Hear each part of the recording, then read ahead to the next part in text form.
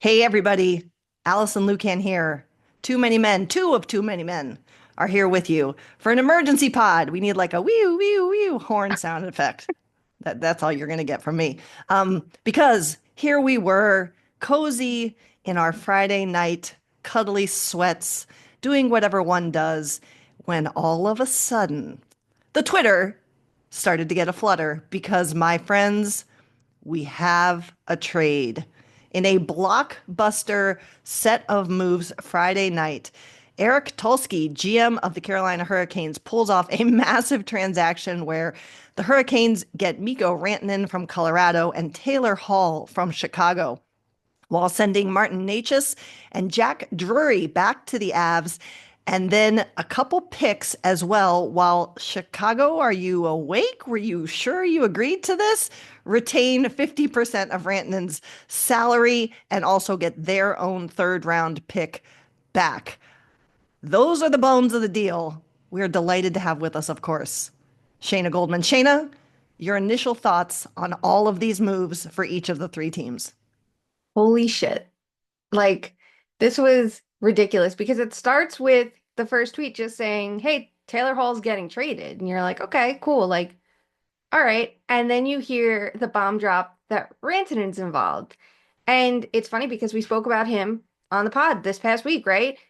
Colorado might have a deadline for him. What's going to happen with that? So it's kind of on everyone's radar, but not to the extent that he could be traded now, not in a month and a half, right now. So you just hear that trade and it's a true blockbuster. It is like an NBA style trade that we don't see in the NHL. Probably the biggest in-season deal since Joe Thornton was traded a million years ago. Literally, Ooh. what, 19 years ago? Like it's nuts.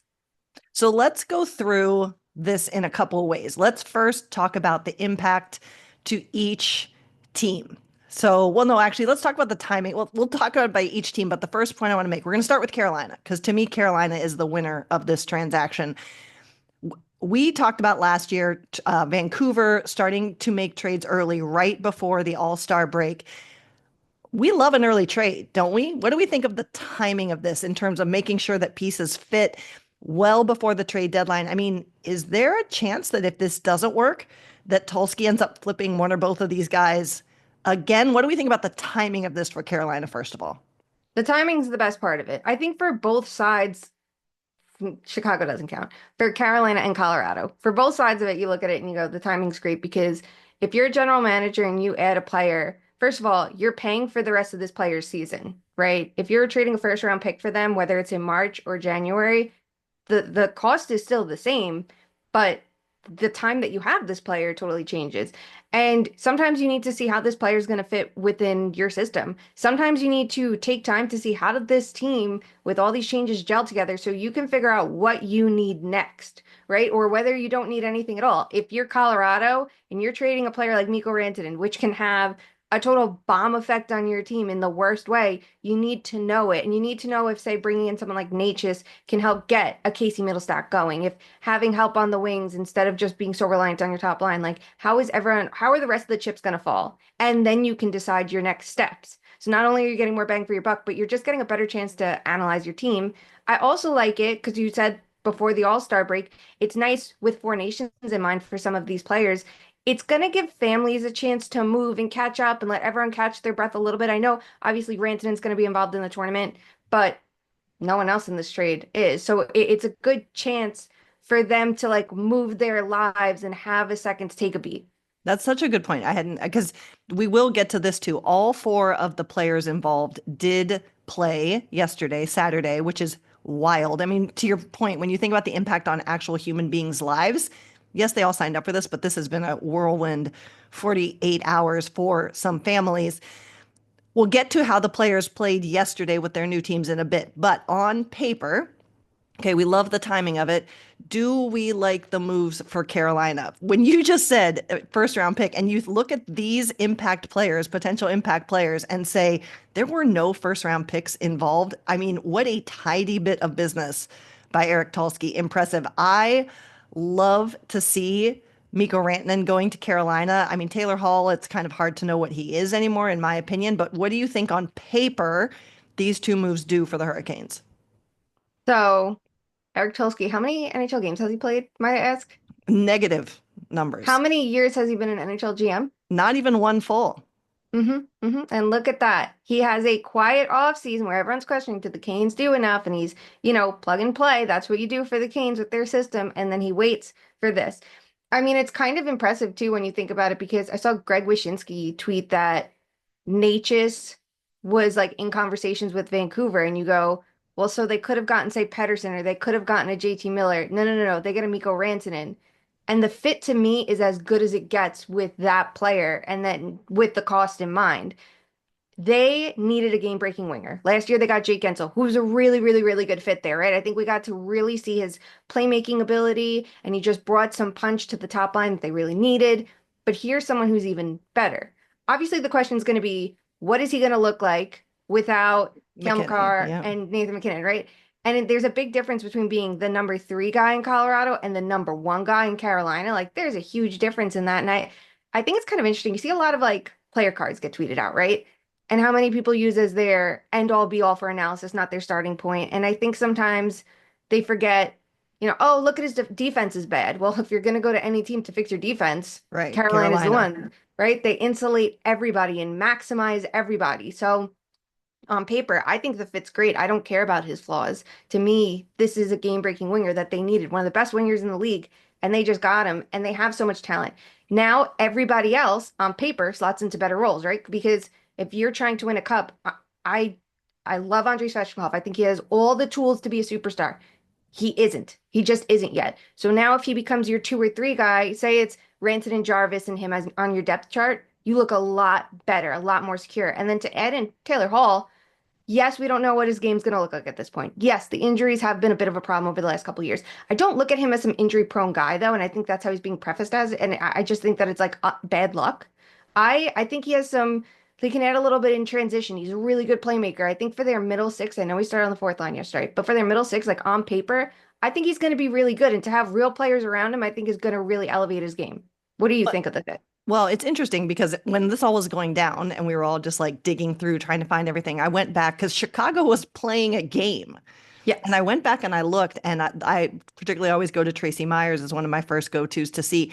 And like Taylor Hall was just a scratch, and like there was no noise around that, right? So like, and respectfully, Chicago's not a good team. So if you are a healthy scratch on a team and that doesn't draw any sort of attention, I'm concerned. But as we always talk about, if you do want to be a playoff contender, you need depth, right? So again, because of the price and like the fleecing of Chicago, it's it's crazy. But I think Rantanen's a slam dunk as long as it's not a big impact to his head because we heard some of the comments post game. So we'll get to actual impact on the ice in a bit. But post game, both Colorado players and Rantanen were talking about what a shock this was. So I just want to make sure that like the off ice transition is okay. I think that's a slam dunk.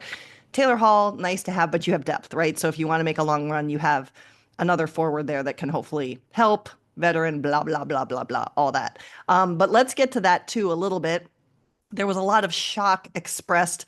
Nathan McKinnon looked like someone killed his dog afterwards. Let's move to Colorado next and say, okay. And there is a piece I haven't read it yet, but Pierre LeBrun put up on the Athletic of talking to Chris McFarland, the GM of the Avs, to say, does this signal that you're out, or what does this mean for your club? Because obviously, giving up we talk all the time about this is that you have a player you maybe can't sign, but if you're in contention, you keep them and you're willing to invest in that to try and make a run, and then you potentially just lose them in the summer if you can't afford them. What does this say about where Colorado is at, in your opinion? I don't know. I kind of like the proactive approach because I think about other top free agents leaving their teams and the impact of that, right? Like John Tavares leaving the Islanders really hurt the Islanders. Artemi Panarin leaving the Blue Jackets. Yes, he wasn't the only player to leave. It really hurt the Blue Jackets. Go back to Johnny Gaudreau in Calgary. The Flames were in shambles after that. Yes, they ended up losing Kachuk too, and it's two of their top I was going to wingers say, and they yeah, have the good players. Kachuk trade for sure.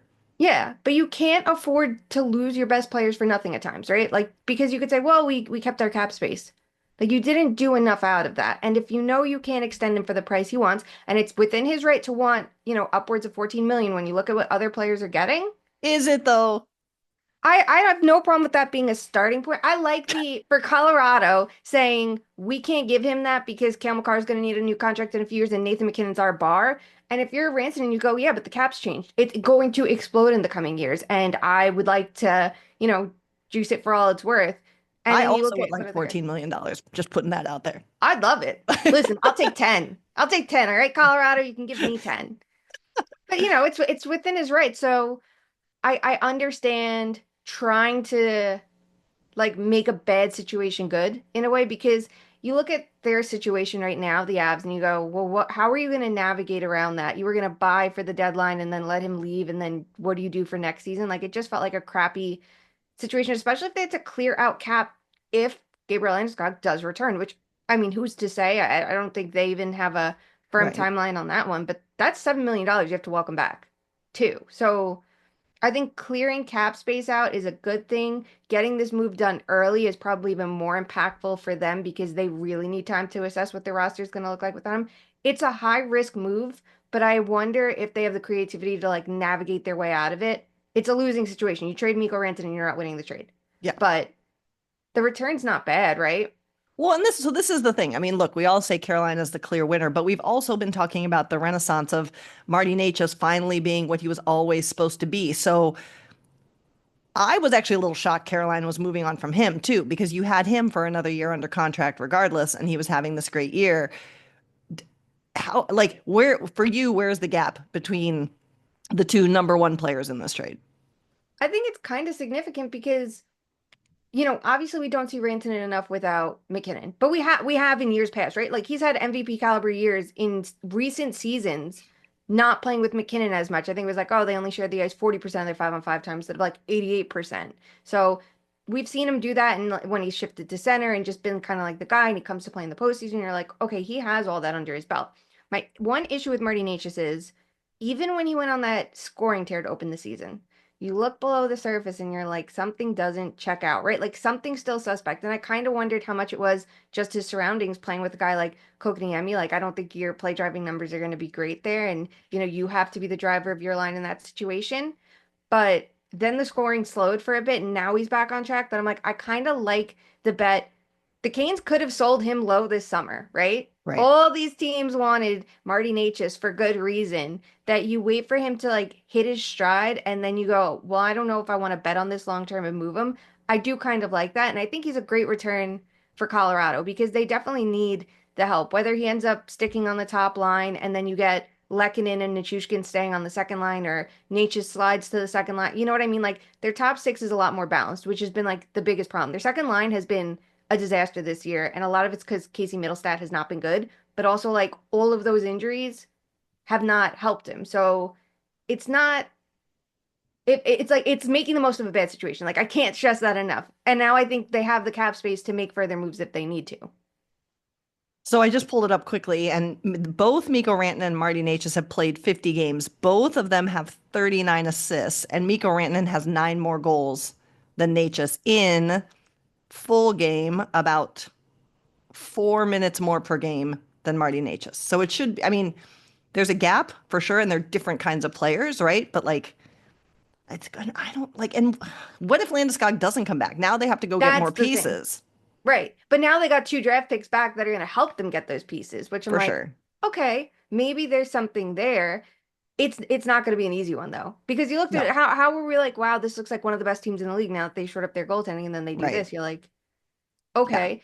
I wonder if they're saying Nathan McKinnon, you know how like Sidney Crosby makes lemonade out of literal nobodies on a daily basis, right? Like Jake Gensel was his best winger, but you look at the guys that he has elevated in seasons past, and you go, he could play with anybody. You don't need a superstar on his line. Like, I wonder if they're looking at it like that, like, okay, Nathan McKinnon can play with anybody, and it's not to say that Natchez is a nobody or Lehkonen or Drew, and they're all really good players, but they're like, maybe we can find that guy for the second line, and it was never going to be a $14 million Mikko incident. Like, there's a million ways to spin it. At the end of the day, they come in below Carolina on the grading scale, but I wouldn't say this is a total and complete failure.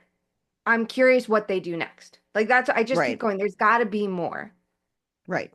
And this is, so I'm just skimming too. Chris McFarland, this again is an interview with Pierre LeBrun on The Athletic. And he's basically saying that Rantanen had a no trade list. Our ask wasn't going to be low. And we also know that teams aren't going to be putting in an elite young piece or a high end piece without an extension.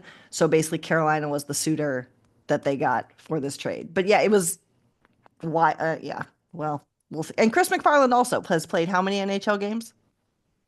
Zero. Amazing. This Interesting. is two of the nerdiest front offices pulling off maybe one of the most like creative and shocking trades. I absolutely love that. Like imagine you hear everything coming out of Vancouver right now. Everything is leaking. And I also love I feel like the Canes just played Vancouver so much in this and We're gonna just get, kind yeah, of we're gonna get to that for sure. And I couldn't quite get it because I was trying to figure out everything that was going on Friday night. But like, there's a joke to be had that two of the nerdiest front offices pull off a spectacular trade on a Friday night, right? Like when it's supposed to be like people are out having a good time, and they're like, it is. I mean that as a compliment, not as a diss. But I just love it so much. All right, there is a third team involved, and Actually, wait, one more what? thing. We'll Yeah, go go. back one more thing. Yeah. The extension you mentioned. Like Yes. there's no extension involved. The one thing for the Canes is they're one of the best cap position teams to extend him to make everything click even more. Like even if he's a rental, do you look at it and go, "Well, that was a mistake," or you went like, "That's the swing to take," because you're just spinning your wheels, losing every year in round two. Like whether or not he extends, do you still think it's a win? Yeah, oh, I mean, here's the thing. If this trade gets made at the deadline, right? Like everyone would go, well, of course, you're loading up for the playoffs, right? Like I don't mind it because to your point, if he doesn't sign, they still have money to weaponize. Like they in Columbus are two that I think are going to have a really interesting offseason unless they extend him. We'll see. But it's this is what teams do. It's just happening earlier. So I don't mind that there's no extension because again, if this was happening at the beginning of March, we'd all go, "Oh, okay, well that's their playoff move." I don't mind it. Yeah, exactly. Like elite talent doesn't grow on trees. If you can get it and Right. get it before the market price is set for a winger, go off. 100%. 100%. Okay. So there is a third team involved and I loved was it Carolina's tweet that was like and a trade facilitated by Oh, Chicago, that was Colorado, I think. Colorado. To, were you even there? Did you even show up? What were you doing? Like, are we impersonating the former Arizona Coyotes? What's happening here?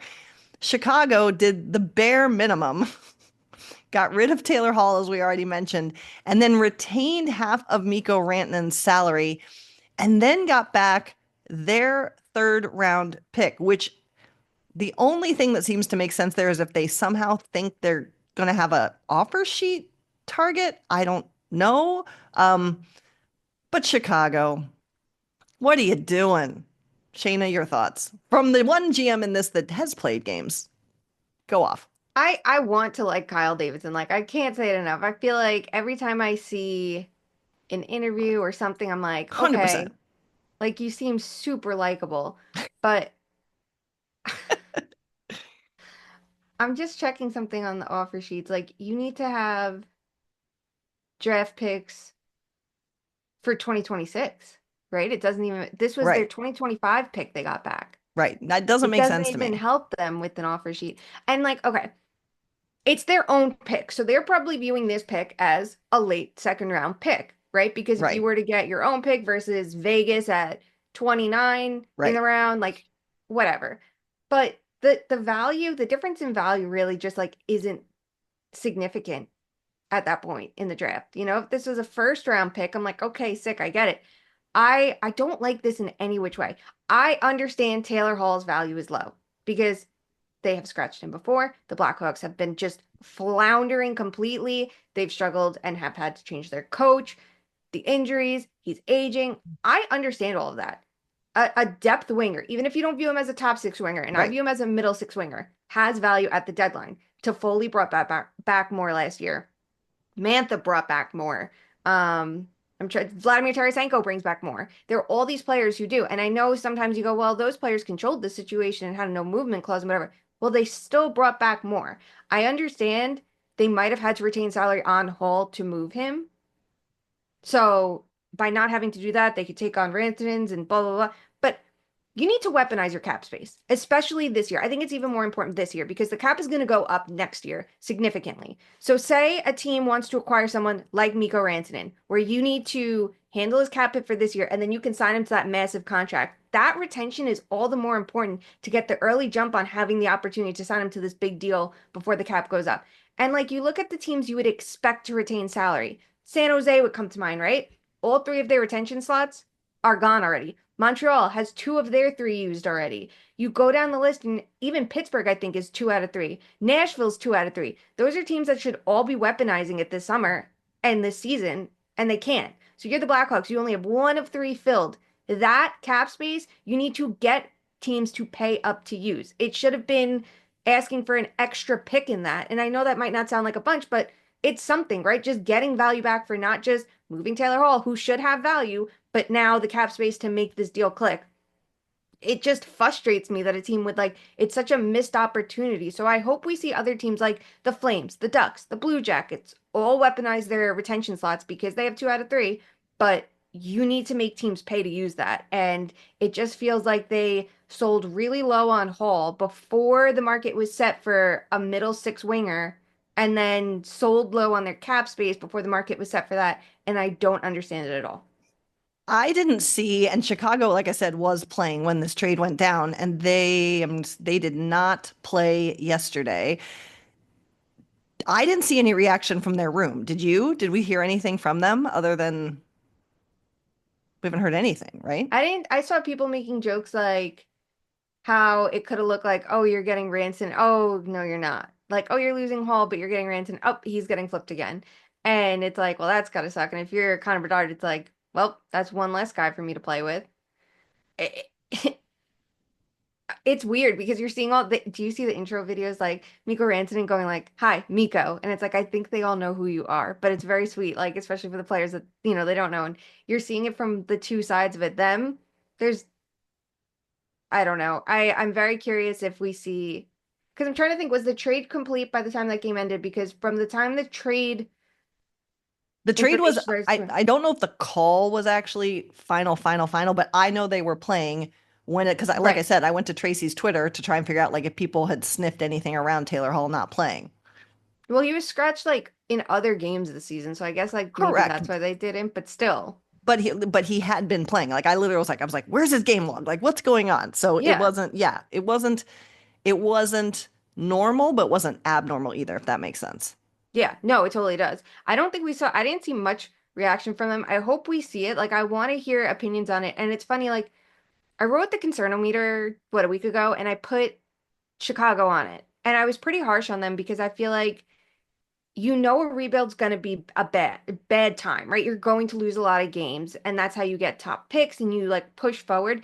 But I just don't feel like the vibes are there. And like I said something about like you don't want to build a losing culture, and I saw some people upset about that. Like, what do you expect? This is what they have to do, and things aren't that bad, and they're going to turn around. And it's like, yes, but this you want meaningful games. Even if you're losing games, you want it that you're in the thick of a game till the end of it, or you have a good stretch. You have some like light at the end of the tunnel that you're like, yes, this is all worth it. And they're, in theory, further along in their rebuild than a team like San Jose. And I feel like the vibes in San Jose are completely different, even when they lose games. Like they've had Totally. streaks where you're like, holy shit, when streaks of Celebrini going, oh my God, he's amazing. Or look at this crazy game, they blew it, but now they're back in it. Like, I don't expect them to be good, but I expect to see them playing games and you see like the building blocks getting put in place.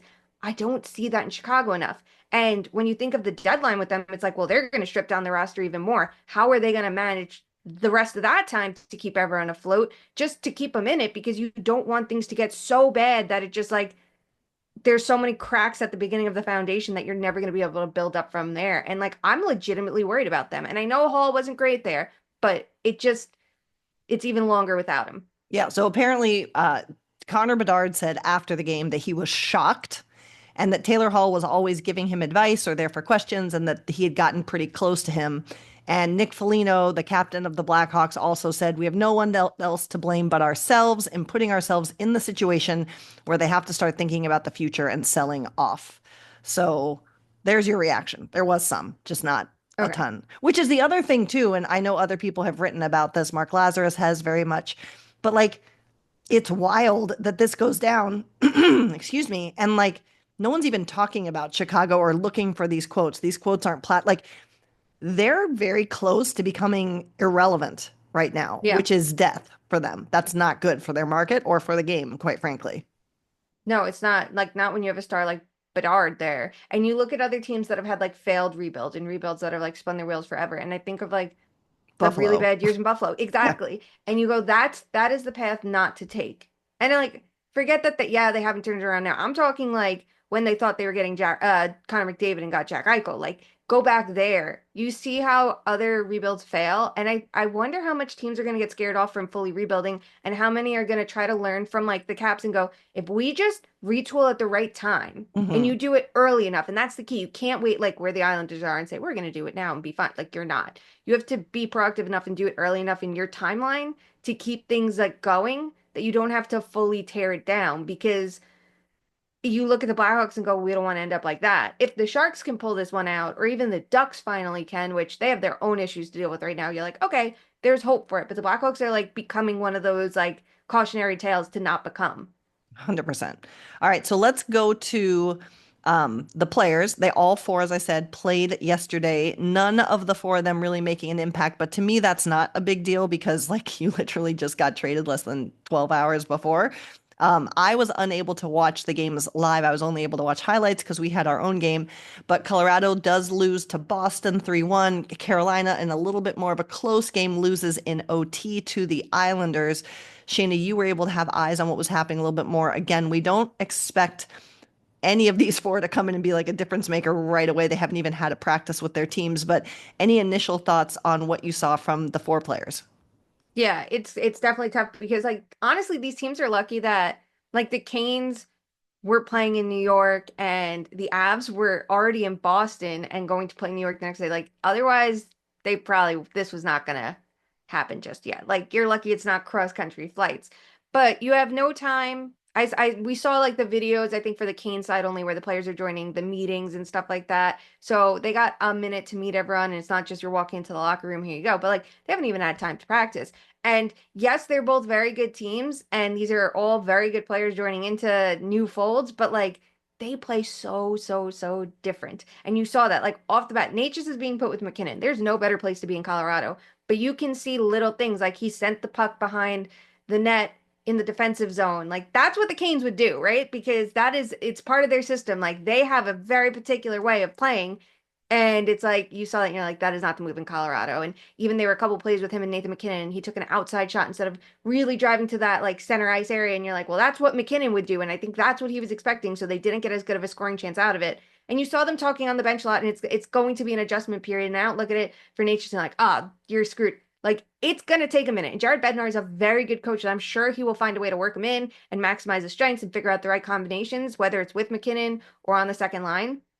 But you could see off the bat, like, okay, here's where the adjustments are gonna you're gonna have to see them take place. And I think that's why this trade happening sooner is even better. For Rantanen, he looked very good. They were playing against an Islander team. I expected them to blow them out, to be honest, especially when the Islanders lost Ryan Pulock in the first shift of the game. I think he Yeah. played 15 seconds, and you're like, oh my God, you're down another defenseman. Like they have no Dobson, no Pulock. That's two of your best. They're still down Mike Riley whatever. But he took a lot of shots, McKinnon. Um, I'm sorry, Rantanen. He generated. I think he had 7 shot attempts in the game, but not all of them were like considered scoring chances. The Canes drove play in his minutes. I didn't see anything that I'm like, okay, it looks totally out of place. I didn't see anything that was like, oh my God, game breaker, perfect fit. But you're like, okay, solid start right here. Like that's not bad. And now we'll see Nature's back in action today. So it's like now you have a minute to process it, and I'm sure they're gonna be going through tape and like getting it going. And then the ironically enough, it's they both have to go up against the Rangers next. It's the Avs get the Rangers today, then the Canes on Tuesday. So I think Rantanen having and Hall having that minute break there to then look at it and then go against the Rangers, which I'm sure you imagine both teams were scouting already, Right. right? Knowing they're both going to play him. I wonder if that helps at all. And the fact that the Rangers are still a crappy 5-on-5 team, if that kind of gives them a little bit more leeway in these first few games with their teams. But it's a promising start because you look at it and I think you see for Natchez especially, like the possibilities are endless. And Jack Drury getting in the fold is a good thing because I think Colorado just needs depth. They need help on the penalty kill. And you're like, all right, I just want to see him cook. Like I'm excited. It's going to be interesting. I think, again, these are good moves for both sides. We'll see how the teams fare out. But you mentioned it already, Shayna. Vancouver just got played. And I must say, we've talked about Eric Tulsky quite a bit, but what a great indication of how well he's been able to take on this role. And I don't just mean by executing the trade and the specifics of it, but this shows that he's been able to quickly and effectively build relationships with other general managers to make these kind of transactions because it's an old boys club and you have to make sure that you have good working relationships to pull off stuff like this and to have teams want to work with you. So a tip of the hat to him, but everybody's eyes were on JT Miller and Elias Pettersson and which one of them was going to move. And now here they are, both still on the team having their little spat in the locker room. What did you make of what happened to Vancouver in all of this? I also respect the patience by Tulsky with everything, right? Because I know the Canucks, they're rushing things. I feel like kind of the Canes were able to like play the Canucks in a way, and I also think that like the Canucks might have tried to use the Canes to play the Rangers because it's like, well, the Rangers and the Devils and the Canes, and now you're all competing for the same guy. And if you're in the Rangers' shoes at this point, you're looking at it like, well, they got Jake Gensel last year when the Rangers didn't. Like, maybe we need to really make sure and get proactive. It didn't work. It didn't work. The return did not. You have a depressed asset in Vancouver in A JT Miller. literally A depressed us. literally sending ripple effects through the locker room as bad as you can be. And it's like, well, if you're Vancouver, you want to get some value back. And the fact that Carolina was like, well, we're not giving you Marty Necas for him, like we'll sell you less. That's where you were hearing names like Roslovic and Kokoniemi in there that you were like, that's what you want to go with. I know you want a center back, but that is what you're doing. And for this kind of return, like if this return went back for Pedersen, I think we would all be going like, what a steal for the Canes. But if this return went back for JT Miller, you're like, okay, like all right. That's what I was gonna That's say. I like a cap aside and contract aside, I'd much rather have Miko Rantanen than JT Miller, respectfully. Absolutely. And like, yes, Miller can play center, Still a which great is player, something the Canes 100%. need. And yeah, it fits a need in a way, whether you play him at center or wing, but like there's a huge difference. There's a huge difference. So if you couldn't get Pedersen, and yes, I know here's the risk, right? Well, Rantanen doesn't have a contract and Pedersen doesn't. Right. It's a cost controlled asset to have a top six center. Like, listen, if they were getting Pedersen, I would still be cheering on the Canes right now. But the fact that they didn't buck to go, no, no, no, no, we're gonna be involved in this for JT Miller. The Canucks, I think, just lost a ton of leverage here with the Miller situation because you go, okay, that's one team out that was supposedly in. Are there other teams that should still be in? I think Utah would make a lot of sense because they have a ton of money and it sounds like they want to spend and their center depth is really bad. I think Boston should be trying to move a bad contract to bring back a contract and help their center depth. Then obviously there's the Rangers. And Dallas has been rumored and they need to do something for the second line. Like there should still be buyers in this. But Miller has a no movement clause. If he wants to go east, that's going to be a whole factor of it. That's going to hurt the Canucks even more. So they're the team sitting here twiddling their thumbs because now you can't use that Pedersen situation as leverage to get the Rangers one going. Like, we don't like the return for Miller. You know what? We're going to keep him and move on from Pedersen. And I still could see this team screwing it up and losing both and just demolishing what was a promising core. It just feels like they're the biggest loser somehow besides the Blackhawks in all this. Well, that seems like the perfect place to stop this emergency pod. We knew the minute this was going down, Shayna's in the chat. Emergency pod? Question mark. So here we are. We've been saying we're gonna do them, and it's like if this is the moment, this is the trade that I think all of us were like stopped in our tracks, like, wait, what's happening? We love it. We love it so much. And Sara was unable to join us, but you can find her thoughts over at Bleacher Report. Her take is there. She also declares this a win for the Hurricanes. Check out her socials to find that link. We will be back with you as regularly scheduled with a full episode. But until then, make sure you follow us on the socials on YouTube, Twitter, and Instagram. We are at 2_much_man. On Blue Sky, just replace those underscores with hyphens. Check out our merch at toomanymenmerch.com. And until we talk again for a full episode, remember to do something, no matter how big or small, to make sure that hockey is truly for everyone. Peace out, friends. Do I say bye still? Oh, bye. No, we were just cutting there.